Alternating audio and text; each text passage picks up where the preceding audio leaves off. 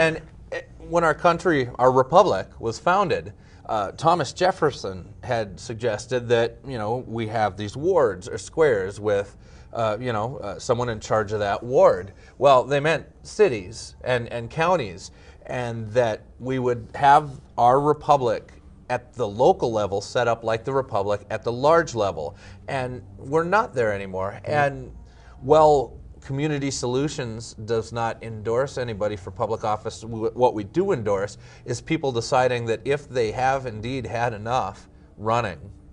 And that's something that we want to encourage is, you know, whether it is a school board or whether it's the mayor of Crystal or whether it is just getting on a local commission where you're appointed by the council to advise them, that there's nothing better that you can do to be in charge of how your city operates. Yeah, and the commissions, we should just let people know, there's about half a dozen or 7 in or Crystal, 8. yeah. Yeah, there's Park and Rec, Planning Commission, Environmental Quality, there's, what the heck else do they have?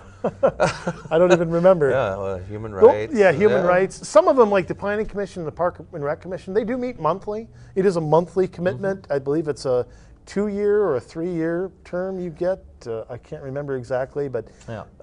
So it is a monthly. Something like the Human Rights Commission only meets quarterly. So it's not the.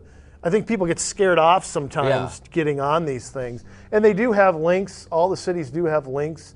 Crystal, if you click on the left, go down to Commissions Corner, there will be a link. There's an application right there online, and there is a process. You meet with the council has what's called a liaison to each commission, and I believe you meet with the mayor, and you might meet with the city manager as well, and then you go through a approval process. Some of them, like the Planning Commission, are a little more in depth. They might be looking for a certain kind of person, usually a person who agrees with them. Yes. is what I think they're looking for.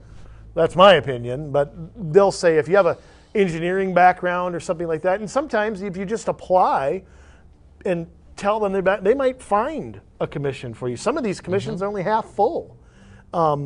So there's a great opportunity to get on and have some real influence on some of these. Every city has them. Every county has them. So whether you're more influenced at the city level, the county level, there's something for you to be able to do and take charge and take your community back. You know, and I'd add something too. I think another thing that motivated me to get involved locally is my tax dollars. I mean, you know, there's no tax credits to your local property taxes. And one of the things that I think you might realize, and maybe you're an exception, but I think if you've got a home or if you've got children, chances are you're paying more money to your local governments than you are to the state and federal governments. I mean, how many of you get a huge tax return? Well, you don't get that from your city or your county or whoever. Yet, if you walk up and ask people, hey, who's the president? Well, they'll all know, or 99% of them will. Hey, who's the governor? Well, 99% of the people know that. Hey, who's your county commissioner? See how many people know the answer. Right, and was it you that was telling me that more people knew you because of your TV show than their council person around one of your friends? That's right. I have better name ID than every single person on the council. I don't know if that's good or bad, but I'll take it. Sometimes, you know, there is an old adverb that all publicity is, or what is it, all publicity is good publicity? That's what they say. Yeah, I don't know if I agree with that completely, but I'll take it. Yeah, well, and that's the thing, learning how local government works. And granted, this show isn't going to be completely about local government. I mean, you've got Andrew's show for that, but we are going to touch on it because it is important to your everyday life. There are so many regulations in the city and so many ordinances that are prohibitive to you as a resident, whether you want to run your own business out of your home, whether you want to have somebody spend the night and not park in your driveway. Say you have a whole bunch of people over, you got to leave by 2 or else. Yeah. You know, there are a number of things that are prohibitive to our liberties as people. I'd add one of the things for my mayor campaign that I've been studying is the Crystal City Code. In fact, the Crystal City Code is so large it has its own reference guide. You ought to know that. But there are, just in Crystal alone, you mentioned all the rules, regulations. Yeah. There are 600 activities in the city of Crystal that require a license, a permit, or a fee. And you mentioned your own business, selling door to door, you need a city permit. Yep. Reside your house, you have to pay the city of Crystal $120, as if you're residing your house isn't expensive enough. Parking on streets you paid for. Do our police officers not have better things to do at 2:30 in the morning, like, I don't know, catch drunk drivers, than run around handing out parking tickets? Must be revenue driven, that's the only thing I can think of. Right. So, again, because nobody has fought this, and because we've just kind of taken it, I call it being paper cut to death. You know, we're paper cut here and we're paper cut there, and we just take it one after another. But these are the types of things that cities pass. And Jason mentioned city charters. You know, going through the city charter and finding out that Section 5 in Crystal, that you cannot do a petition having to do with taxing and spending. You have no right to challenge this city in taxing and spending. Section 1 says that all laws are to be interpreted liberally and in the city's favor. Well, how the hell did that get in our city charter? Well, it's written by politicians. So right. That's but I mean, doesn't that like violate at least the spirit of the Constitution? I mean, the Constitution does not give us our rights. Our rights are endowed on us by our Creator. Government only takes them away.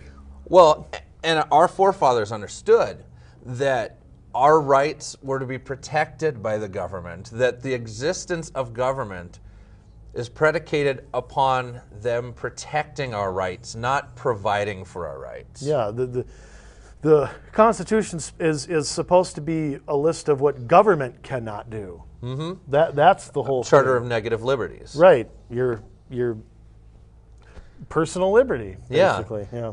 Exactly. If you go through the first 10 amendments, the Bill of Rights, that's what it talks about, you know, is that you have the freedom, and government cannot inhibit your speech, it cannot inhibit your religion, it cannot inhibit freedom of the press, it cannot inhibit your right to bear arms and protect yourself, the whole list of it. And I love when you get down to the 9th and 10th Amendments where it says you're free to practice as long as your freedom doesn't inhibit another's freedom. And anything that we haven't listed here then goes to the states and individuals. Right, which those amendments might as well not exist. Yeah. They haven't been followed for at least 100 years. They haven't been followed. At least. And, you know, and that's the thing. It's been about 100 years and since we've seen things like the income tax. Right. And 1913 is probably the most pivotal year in this country because the Federal Reserve and the income tax were created in the same year. I'm sure that's a coincidence. Yes.